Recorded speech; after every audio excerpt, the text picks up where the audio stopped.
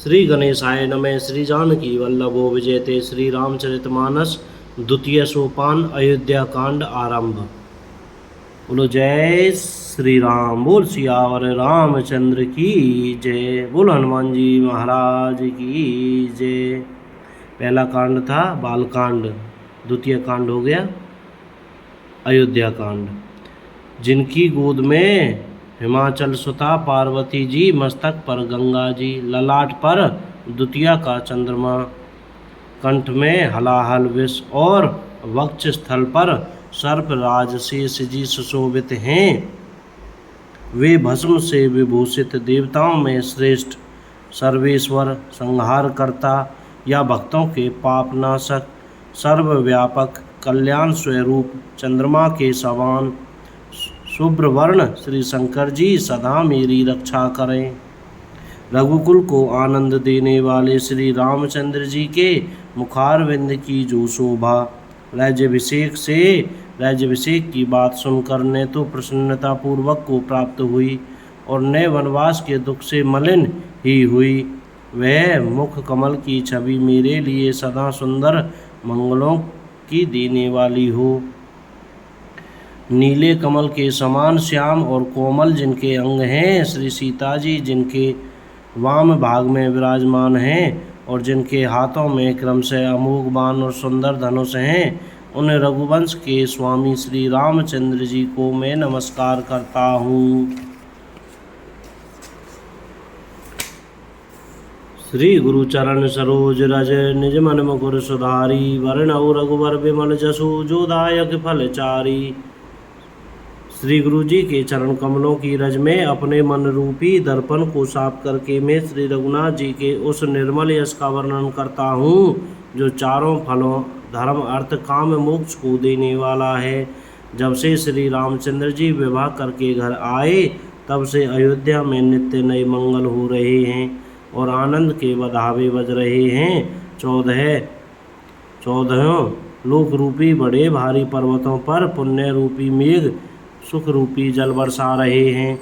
रिद्धि सिद्धि और संपत्ति रूपी सुहावनी नदियां उमड़ उमड़ कर अयोध्या रूपी समुद्र में आ मिली। नगर के स्त्री पुरुष अच्छी जाति के मणियों के समूह हैं जो सब प्रकार से पवित्र, अमूल्य और सुंदर हैं। नगर का ऐश्वर्य कुछ कहा नहीं जाता, ऐसा जान पड़ता है मानो ब्रह्मा जी की कारीगरी बस इतनी ही है। सब नगर निवासी श्री रामचंद्र जी के मुख चंद्र को देखकर सब प्रकार से सुखी हैं। सब माताएं और सखी सहेलियां अपनी मनोरथ रूपी बेल को फली हुई देखकर आनंदित हैं। श्री रामचंद्र जी के रूप, गुणशील और स्वभाव को देख कर राजा दशरथ जी बहुत ही आनंदित होते हैं।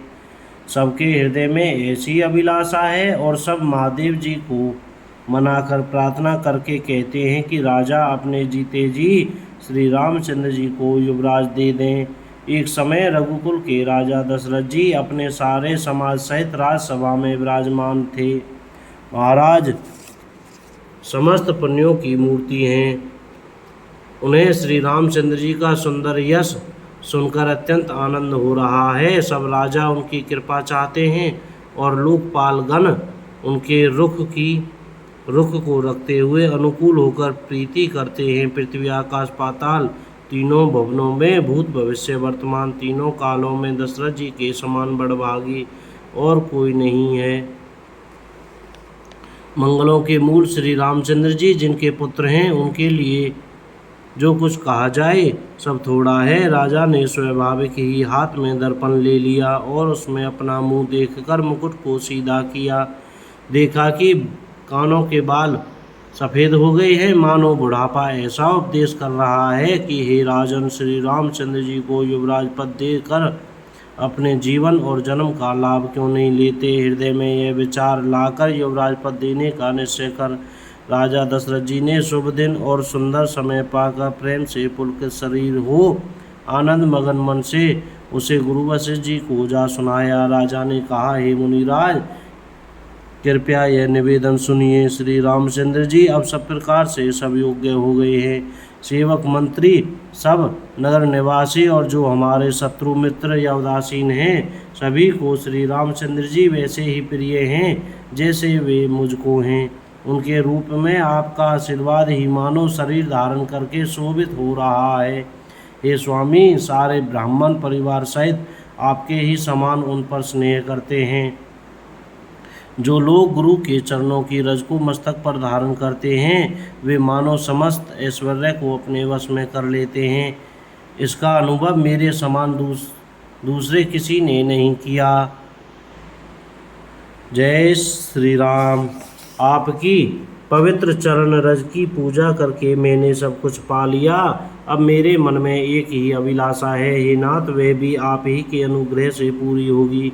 राजा का सहज प्रेम देखकर मुनि ने प्रसन्न होकर कहा, नरेश आज्ञा दीजिए, कहिए क्या अभिलाषा है। हे राजन, आपका नाम और यश ही संपूर्ण मनचाही वस्तुओं को देने वाला है। हे राजाओं के मुकुटमणि, आपके मन की अभिलाषा फल का अनुगमन करती है, अर्थात आपके इच्छा करने के पहले ही फल उत्पन्न हो जाता है।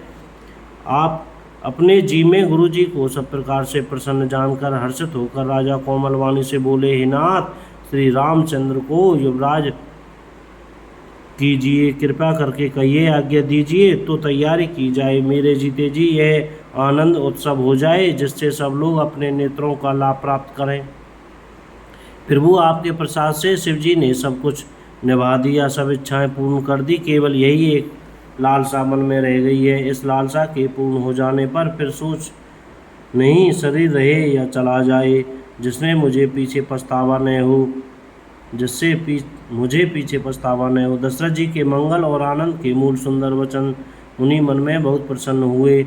वशिष्ठ जी ने कहा, हे राजन, सुनिए, जिनसे विमुख होकर लोग पछताते हैं और जिनके भजन बिना जी की जलन नहीं जाती, वही स्वामी सर्वलोक महेश्वर श्री राम जी आपके पुत्र हुए हैं, जो पवित्र प्रेम के अनुगामी हैं।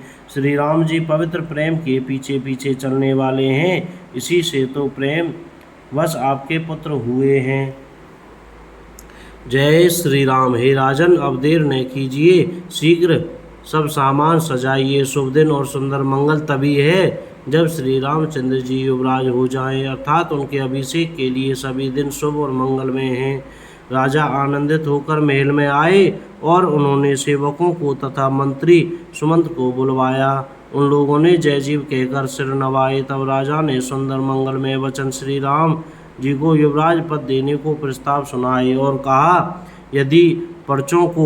यदि पंचों को आप सबको यह मत अच्छा लगे तो हृदय में हर्षित होकर आप लोग श्री रामचंद्र जी का राज तिलक कीजिए। इस प्रिय वाणी को सुनते ही मंत्री ऐसे आनंदित हुए मानो उनके मनोरथ रूपी पौधे पर पानी पड़ गया हो। मंत्री हाथ जोड़कर विनती करते हैं कि हे जगतपति, आप करोड़ों वर्ष जिएं। आपने जगत भर का मंगल करने वाला भला काम सोचा है। हे नाथ, शीघ्रता कीजिए, देर न लगाइए। मंत्रियों की सुंदर वाणी सुनकर राजा को ऐसा आनंद हुआ मानो बढ़ती हुई बेल सुंदर डाली का सहारा पा गई हो। राजा ने कहा, श्री रामचंद्र जी के राज्याभिषेक के लिए मुनिराज वशिष्ठ जी की जो आज्ञा हो आप लोग वही सब तुरंत करें। मुनिराज ने हर्षित होकर कोमल वाणी से कहा कि संपूर्ण श्रेष्ठ तीर्थों का जल ले आओ। फिर उन्होंने औषधि, मल, मूल, फल और पत्र आदि अनेकों मांगलिक वस्तुओं के नाम गिनकर बताए। बोल सियावर रामचंद्र की जय। जय श्री सीताराम। कोई गलती हो गई हो तो क्षमा करें।